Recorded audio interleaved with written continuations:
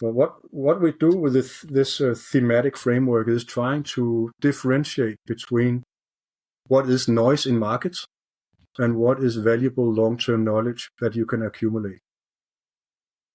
So try to build a framework where you disregard the noise.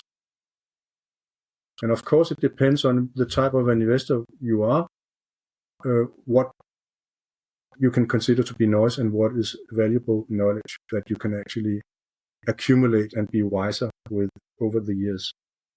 For me, an example of noise is this obsession there is in equity markets or in capital markets with inflation prints and trying to front run the Fed reaction function. I think it's a Mox game.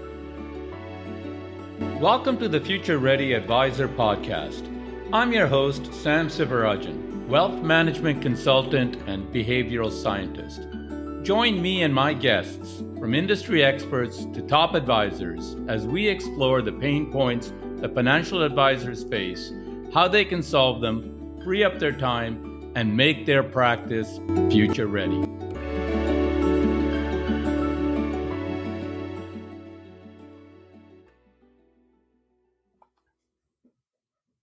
Hi, everyone. I'm Sam Sivarajan. Welcome to today's episode of the Future Ready Advisor. Today, I'm here with Morten Springborg, a portfolio manager and thematic specialist, who's here to talk about the role of active management, identifying thematic investments, and how that might play a role in the portfolio of the future. Morten, welcome to the show. Thank you very much, Sam. Great to be here. Pleasure to have you. Let me quickly introduce you.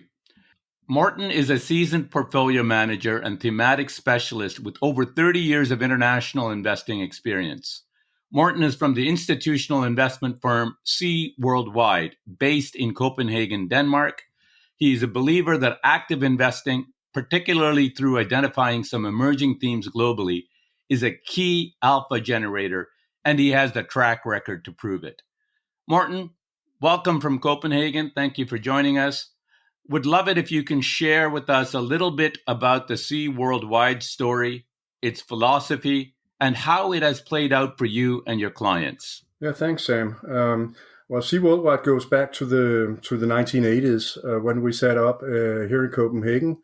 And actually, the first client that we had was the Nobel Foundation, which was a Swedish mandate that actually was moved from Stockholm to Copenhagen at that time because of capital controls in Sweden.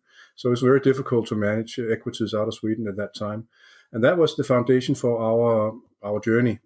Since we are today associated with global and international equity strategies, we have a bottom-up approach. We are very concentrated. We have max 30 stock approach per strategy.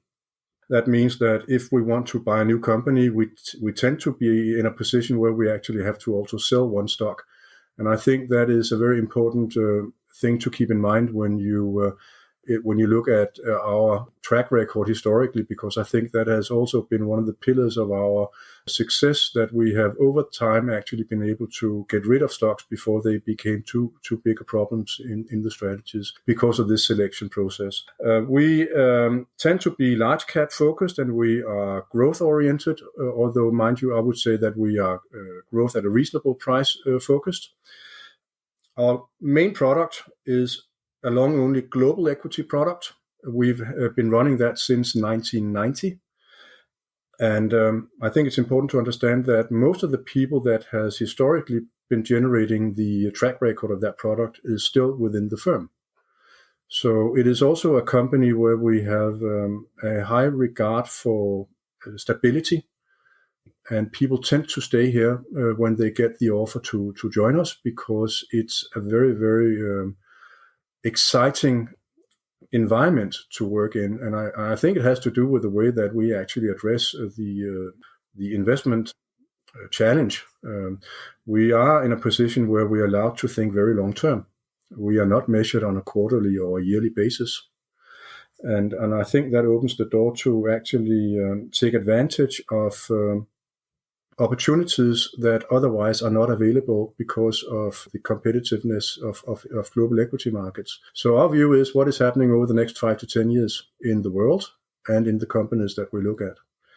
And that is our focus area. And that has led to a quite strong historical alpha generation. Of course, there are no guarantees for the future, but historically we've been able over this period since 1990 to generate an alpha of approximately 5% per annum. Actually, the first product we launched was the international strategy, because that, I believe, was where Nobel Foundation was at that time. And that goes back to 1986. And the alpha track, or the track record for that product is even stronger. So I think that we have at least historically been able to prove that what we've been doing has been working. And what we're doing is, of course, we try to identify long-term compounders, companies that can compound earnings over a 5 to 10 to 20 year period by having strong returns on capital, by having strong moats, and being in attractive growth markets. We are very much focused on expanding total addressable markets for our companies. And the way that we try to make the analysis of these markets that potential companies are operating in is through a prism of themes. So we are not a macro-driven organization. We are bottom-up, but the macro lens we're using is not macroeconomics. It is themes.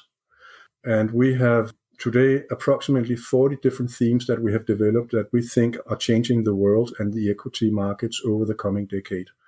Currently, I would say we are exposed or invested in 19 of these 40 themes, but we keep a track on what is happening across all of the 40 themes. So just to start out, we are thematic stock pickers. It's very, very important for our investors, our clients and partners to understand that first and foremost, we are stock pickers, and then we are thematic investors. The stock is always the most important thing for us here, because it's the stock that creates the alpha. It's not the theme. But the theme kind of is the playground for us to analyze the world as it's going to change in the years to come. No, thank you for that, Morten. It's a very interesting and obviously successful strategy that you've employed. To me, it was always an interesting differentiator of Sea Worldwide, this 30 stock discipline, that to bring in another name requires the discipline to say which one are you going to drop out of the strategy. And I think that the clarification that you provided, that it's the stock that drives the strategy or your philosophy, and it just the themes happen to be an organizing type of mechanism to decide strategy, I think is an important distinction. Now, you mentioned that you are looking at 40 different themes and that you're tracking them all, but that the strategy at any given point in time will be focused on a subset of those. As I said, I find it interesting that you've identified and capitalized on these emerging themes. Can you give some examples of some of the key themes that you're following right now, and perhaps examples of investments that fit that thematic thesis or philosophy? Sure. And just to get across to the audience that thematic investments is not rocket science or very advanced and little understood. One theme that we have actually been exposed to now for way up 12 years in the particular stock that I'm going to talk about is the payments industry, and this theme of the transition away from cash to digital electronic payments. And that's something everybody and his grandmother is familiar with. But it continues to be a very strong force for the companies exposed to this transition. We have come a long way since 2011 when we invested for the first time in Visa. The proportion of payments in the US or in the European, or for that matter in emerging market economies, have transitioned away from cash to electronic digital payments, and actually in a much, much faster way than we could have expected back in 2011. But there is still a runway in the next 5 to 10 years' time as we approach full saturation of the electrification or digitization of payments. And then something else will happen, something that we have written about, and people can take a look at our white papers on our website, which I will give the address to later on. But that's probably not the right audience or place right now to talk about that. Just to say that Visa is an example of the superiority of long-term thinking. Because when we invested in Visa in 2011, it was a rather expensive company. And there is an excessive focus on valuation in equity markets. But I think the longer your investment horizon is, the less you need to actually worry about valuation, because the successful company grows into its valuation. So back in 2011, we paid 20 times 2011 for the earnings of Visa. It was considered to be a rather expensive company. But our analysis was that Visa had a very, very strong grip. It was a very interesting oligopoly they were managing or working within. The moats were very strong, and the returns on capital deployed was extremely high. And we could see, at least for 5 years, we could see the earnings growth of 15% for the company. So paying 20 times for something that for 5 years could grow 15 times earnings, 15% per annum, we thought was actually quite attractive. Now, it just happened to be that Visa grew its earnings more than 20% up until today per annum. And if you can buy something at 20 times earnings, which can grow for 12 years at 20% per annum, you've got a fantastic compounder company. So Visa has been one of the important companies over the last 10 years in generating alpha for us. Visa is up almost, I think actually 10 times since we bought it. And just to show you what actually happens when you let compounding run. You should not intervene. You should not try to get out simply because you think it's had its run if the company's qualities continues to be strong. That is one example where we continue to be favorably positioned in the payments industry. There are some very strong companies that are in control of their own destiny and who can actually invest into future growth avenues and continue to do that for the foreseeable future. Another example in a completely different geography and industry is affordable housing and financial inclusion in emerging markets. And here the example is an even older investment for us, because we in the Nordics in 2004 or 2005, we bought an Indian bank and mortgage loan provider called HDFC. And at that time, to begin with, and again, this is not going to be a lecture on the marvelous future of Indian equities. I'm very, very favorably positioned towards Indian equities, but that must be something for another time. But the situation back in 2004-05 was that we were starting to get very excited about India, and we wanted to have some exposure. And we found a company that had a dominant position in a small but highly growing market, namely loans to housing in India. Housing loans to GDP in India was 4% of GDP. Mind you, in the US, I remember around the financial crisis, it was 65%, and today in Denmark, we are above 100%. So if they get it right in India, there's a very, very long growth journey ahead. And actually today, the mortgage loans to GDP has risen to 12% of GDP. So a 3 times doubling, going up 3 times in a rapidly growing economy. So the amount of outstanding mortgages in the Indian economy has gone up a lot. And that is something that HDFC and other financial companies in India has been able to capitalize on, of course, because as a successful emerging economy advances, you have an expansion of, or you have more people included in the formal economy, and they will use financial services. You have a growing middle income class, and they will ask for better housing for their families, which is one of the first investments you do if you get more money. And that has been capitalized by HDFC, so that it's a company that has compounded its earnings 20% per annum in rupee terms. But we say in hard currency terms, the share price has gone up 16% per annum since 2005. And if you can do that over 2 decades, it has some significant effects on the total returns of your portfolio. So actually, HDFC and Visa has over the last 10 years at least been the 2 largest positions in our global strategy, just to mention 2. But we can get back to other examples as we progress in our conversation. So it sounds like, besides identifying themes, and I think it's consistent with your 30 stock philosophy, your holding periods for these stocks tends to be rather long. I mean, we're talking decades in some cases. Is that the general theme across your portfolio? Yeah, we would prefer to have a portfolio we didn't need to change. But of course, things change and we need to adapt. But I think if we analyze our turnover over the last several years and decade, it tends to be around 20% for a 5-year holding period on average. I'd like to have it a longer holding period, but that is where we are. So you can say that we try to ask our clients, our investors and partners to assess us on 5 years, and that also is actually the average holding period of the portfolio. Now, your clients, Morten, tend to be institutional primarily, although you have retail clients as well.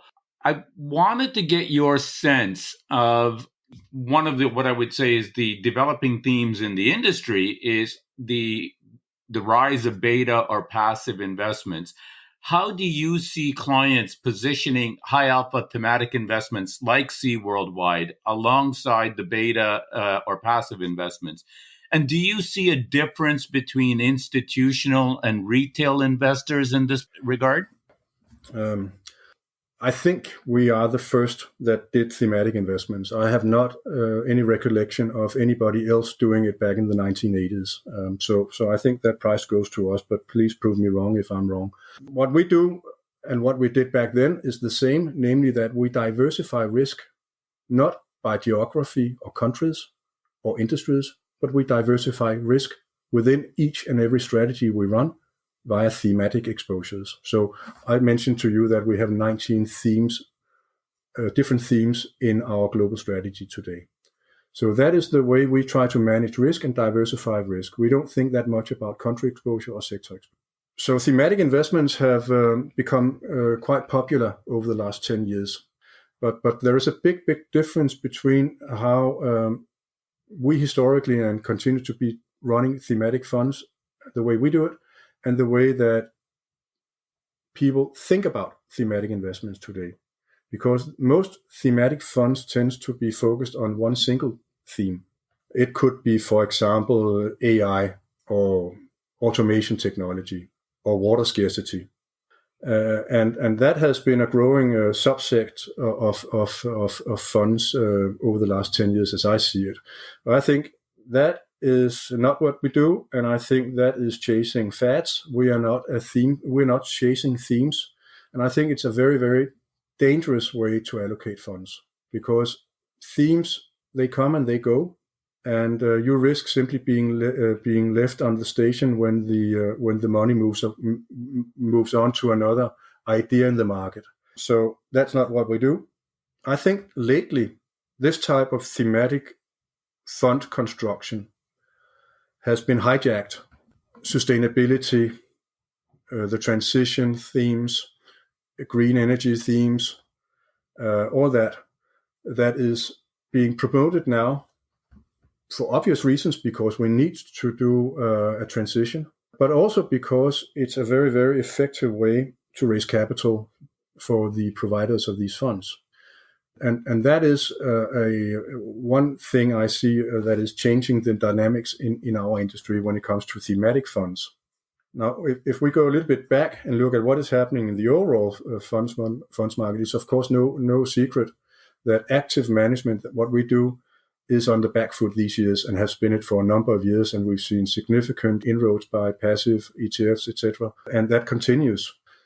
We are an endangered species if you think about active management in general. Not Sea Worldwide per se, but our subset of the industry has been hard pressed by the focus on costs and the inability of the average active manager to actually outperform his benchmark. So we need to, as an industry, to improve what we're doing. And then again, I would also say, of course, not all active managers can outperform. It is more or less a zero-sum game.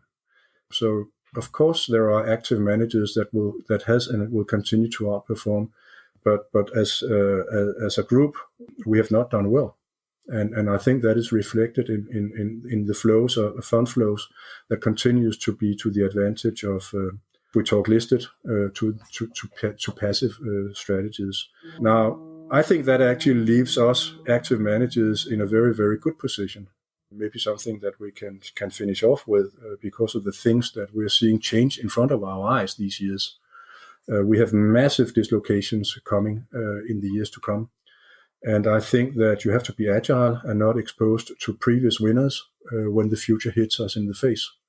And therefore, if you run a mandate where you simply just buy it because of market capitalization, I think that's a poor allocator of capital, and it leads to misallocation of capital. And as passive continues to outgrow and take larger and larger shares of the equity market, I think the misallocations of capital potentially can be extremely large. And that is a big, big opportunity for active managers. Yeah, I'd love to explore that a bit more, Morten. I think you're absolutely right. I think there is a role, I've always believed, in people's portfolios for passive strategies. I think the challenge becomes, as you say, when passive is weighted by market capitalization, you are allowing past misvaluations to kind of dictate future portfolio returns. So can you expand a little bit on this theme about dislocation and the opportunities or the disproportionate opportunities that it provides good actively managed funds? Well, just one final thing around what are the risks, because I think as long as passive is not too big, I think passive can actually act as a parasite on the elephant's back of active management, because it doesn't really affect the overall market that much. But just like the analogy I've been using, and I've been talking about this for more than 10 years now, so far the market is not listening to me. But the analogy for me is actually that passive for me is like communism. And let me, before you get a little bit too high blood pressure, let me explain. Because if you go back to the Soviet times, the way capital was allocated in the Soviet Union was not because the operators of that economy wanted to maximize the return on capital in the economy. They wanted to promote stability, and they allocated capital to the largest companies in the Soviet economy, which proved to be extremely capital destructive. Now, I don't have a problem with some of the largest companies in the world today, but I think it's a poor allocator of capital simply to allocate to the largest companies. It has to be based on some form of fundamental analysis of future expected risk-return opportunities for those companies. And that, last time I looked, it did not go well for the Soviet Union. And as we approach very, very high shares of passive in global equity markets, especially the US equity market, I think that the disturbances to the overall allocation of capital is going to be very large. And I actually think that the disturbances could hit the US equity market the moment that employment starts to contract. And because there is an automatic allocation to equity markets as people's 401ks, they grow. And many of those allocations goes to passive.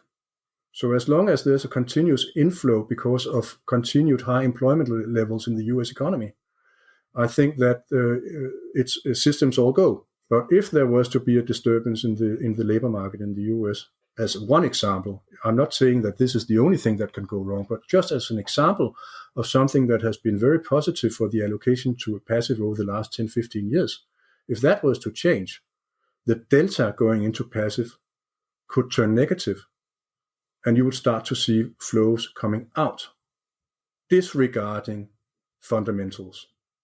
So it creates momentum and it creates volatility over the cycle, if you ask me, this ever expanding participation of passive money in the US and global equity markets.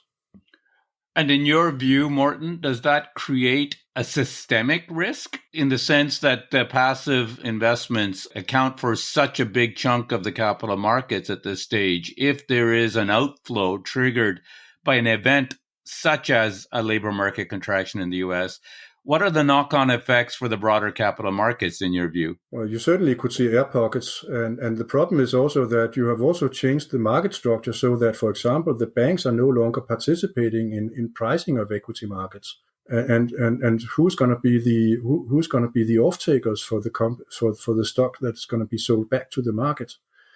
So I think that I would expect that the next 5 to 10 years is going to see quite a lot of volatility. And this is one of the reasons why we're going to see volatility.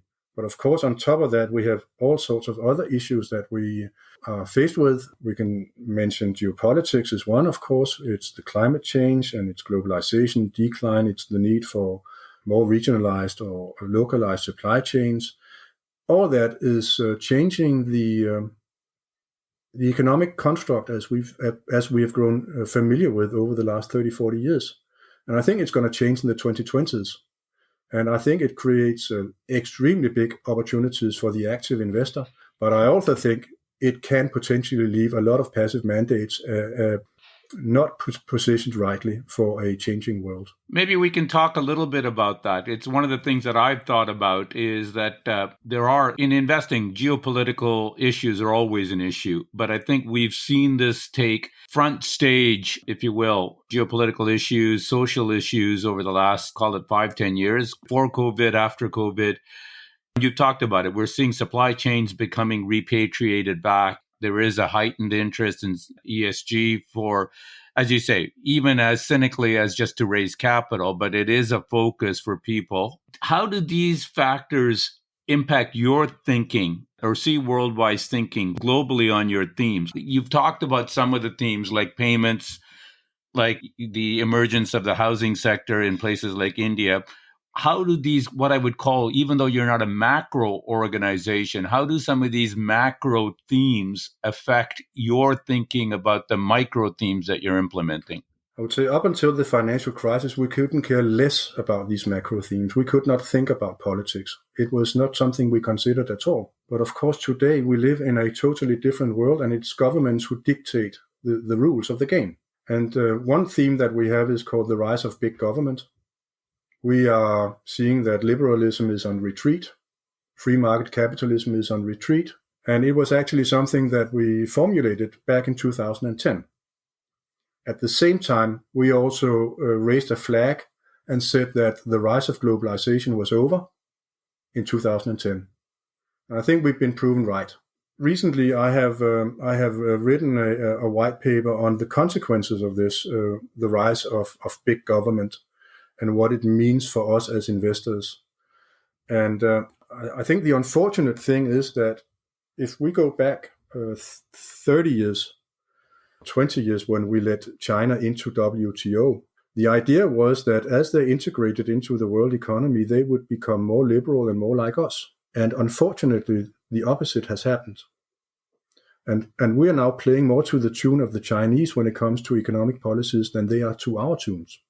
So today we have industrial active policy on a massive scale I cannot recall I've ever seen, even described in books of history. The Inflation Reduction Act, the CHIPS Act, and whatever you mentioned, all this stuff here where you have politicians trying to dictate the rules of the game is a massive intervention into the free market capitalism. And eventually, I think it's going to come to haunt us because it's also going to longer term lead to misallocation of capital, that you don't have a pricing mechanism any longer to the same extent that you did in the earlier years. So, but I think it is also a huge opportunity, something that we have also recently written about, because if you think about it, the last couple of decades, or at least the last decade, was an intangible decade. It was the rise of the platform economy. It was digitization. It was social networks, etc. It was technology. It was NASDAQ. That was the winner of the time of the last 10 years. And if you go back another decade, it was the rise of China. It was a material world. It was tangibles. And these things, they ebb and flow over time. The last time before that we had a tangible decade, it was 1970s. And I think you can easily argue that we are now entering a new tangible decade. And people have been formulating these thoughts here over the last couple of years. The tangible 20s is somebody who's called it. We tend to accept that we need to invest more into the tangible economy. Commodities are scarce and we need to invest more in commodities. But is it the best way to get high sustainable returns for our clients? We don't think so. Because of the volatility and the political economy we are entering into with resource nationalism, it's going to be extremely dangerous to invest into commodities the coming decades. So instead, what we have titled this coming decade is the intelligent tangibles. Because if we want to do all what is on our plate today, we want to reshore supply chains, we want to decarbonize, we want to improve equality in our societies and all these social issues that are facing us, we need to do it intelligently. When we move factories from China to the US, you have to do it with automation technology. You cannot simply just replace them as is. We don't have the manpower in the US or in Europe to do what the Chinese are doing for us today. And that means that we are going to have a huge investment boom. But that investment boom is going to be, of course, it's going to be based on atoms and physics and commodities, but it's not going to work if we simply just try to copy what we already have. So we need to infuse tremendous amounts of intelligence into these new production systems. It's going to be automation technologies, it's going to be AI, big data, all that stuff that we are learning about today. And that means that the movement towards it has been called Industry 4.0 is going to accelerate, is accelerating as we speak, because of reshoring back to the US, which is on levels that probably most people are not aware of. But industrial construction activity today in the US is up 80% year over year, because companies are now building factories. Those factories will be filled up with extremely modern, state-of-the-art production facilities. That is automation technology. And I think that is going to be the winners of the decade to come. Companies that can bridge the physical and the intangible world and make this fusion of products that's going to address the issues that we have in front of us. And it has to do with electrification in order to decarbonize as much as possible. It has to do automation processes. And that is something that we have significant exposure to in our global strategies. What I measured it that 33% of the portfolio is actually exposed to this rise of intelligent tangibles in the coming decade. One example could be what I think is one of the most interesting companies around, and maybe for our North American audience not that familiar. It's a Japanese company called Keyence, which is world leader in vision sensing technology. So they basically go out to factories around the world where they, with their consultants, help the local operators of these factories to improve efficiency with very minor investments that has very, very rapid payback times, but extremely high profitability for Keyence. So these vision sensors have actually grown the fastest of all automation technology over the last 10 years, almost 17% annual growth rates for vision technology. And it has driven the earnings growth metrics of Keyence over the last decade, so that Keyence, for example, has grown its EPS by 15% per annum for 10 years, and the stock is up more than 20% per annum for 10 years. I think the underlying trends towards more and more automation is going to accelerate and drive even more demand for very, very critical, small, unknown technology components in the overall automation sector, namely these vision technology sensors. I think that's fascinating, Morten. And I think that we could talk about this for hours. Unfortunately, we don't have time, but I would love it for you to consider coming back on the show to maybe explore some of these themes a little bit deeper next time. We are coming to the end of our podcast, so I have a few final questions for you. This is what I typically call rapid fire format, which I ask all of our guests. So, number one, professionally, what is the most important lesson you have learned over the years? It must be that high risk is not rewarded. Don't get blinded by the prospects of super high growth. it's not the magnitude of growth, but the sustainability of growth that's going to dictate your investment success. Fascinating.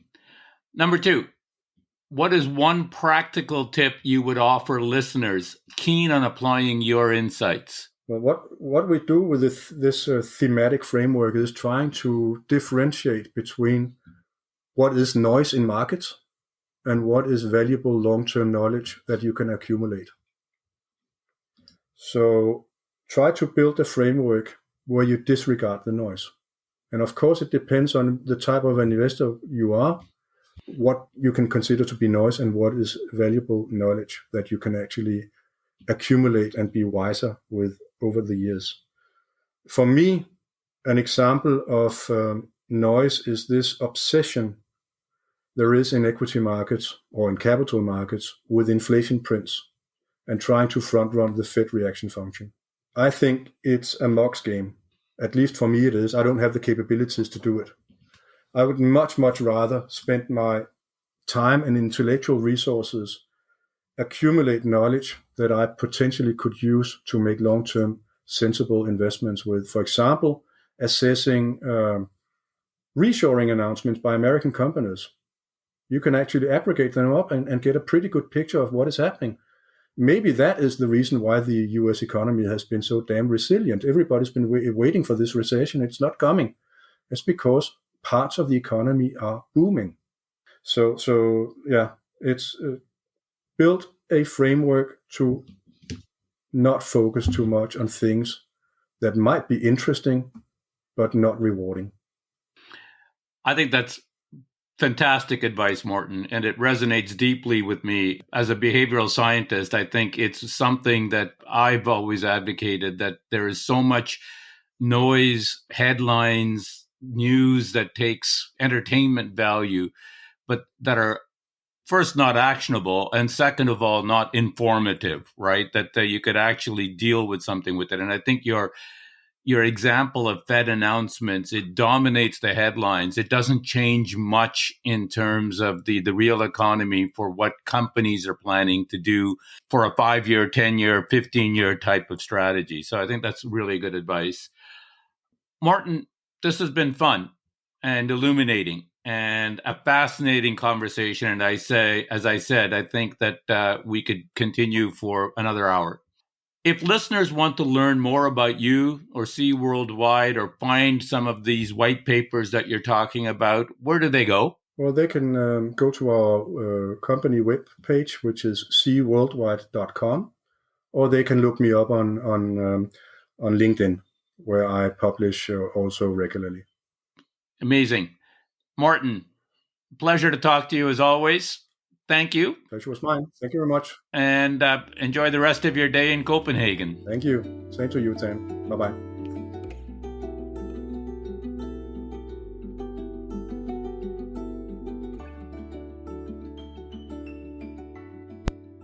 An interesting conversation with Morten Springborg, someone with a thoughtful and successful approach to long-term equity investing. A few takeaways for me. 1. Long-term thinking.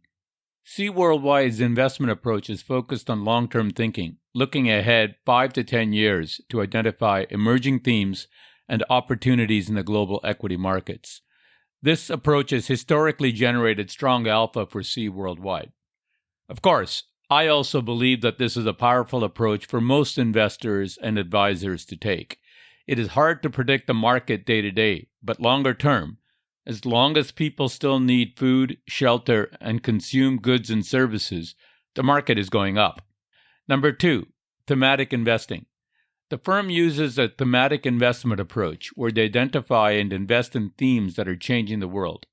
Currently, they are exposed to 19 out of 40 themes they have developed, with a strong emphasis on intelligent tangibles and automation technology. To me, this is an interesting approach. Identifying broadly what is likely to happen and identifying companies that can benefit from these trends. What makes it particularly powerful and disciplined is their 30 stock, one in, one out philosophy. Effectively, they have to put their money where their mouth is. Number 3, the rise of big government. Morten highlights the rise of big government and the shift away from free market capitalism, emphasizing the need for investors to adapt to changing economic and political landscapes. He also cautions about potential risks associated with passive investing and the importance of intelligent investments in an evolving world. There is little doubt in my mind that some of the persistent trends we see, like reshoring, like moving to carbon neutral, and so on, require massive investments in infrastructure and other spending. I agree that this creates potential long-term opportunities for investors. One other thing that Morten said that really resonates with me: don't confuse signal for the noise. Things like the Fed decision coming up is interesting, but it is largely noise. It doesn't provide a real signal to long-term investors. Construction of new factories or an increase in R&D spending, those are potentially far better signals. Thank you for listening to this episode of the Future Ready Advisor. Please be sure to subscribe to this podcast, and if you could rate it while you're at it, I would appreciate it. Visit samsivarajan.com, where you can download a behavioral coaching guide and find other resources. Join me in the next episode for more tips and tools to make your practice future ready.